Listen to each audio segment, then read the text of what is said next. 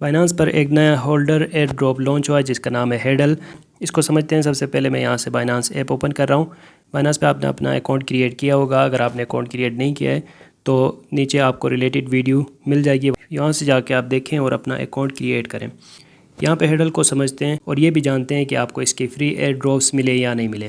तो इसके लिए यहाँ पे आप लॉन्च पूल सर्च करें।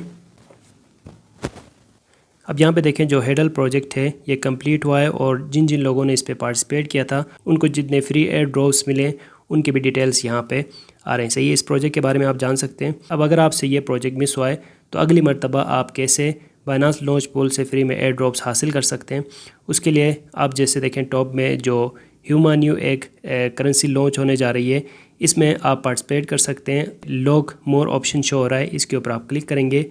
यहाँ से आप BNB USDC या FD USDC कोई भी कोइन आपके पास अवेलेबल हो तो उससे आप इस एयर ड्रॉप में पार्टिसिपेट कर सकते हैं। जैसे मैं अगर BNB सिलेक्ट करूँ, फिर अपने BNB जितने भी आप ऐड करना चाहिए आप ऐड करके कंफर्म करके आप एक मरतबा लॉन्च पूल को एक्टिवेट करेंगे।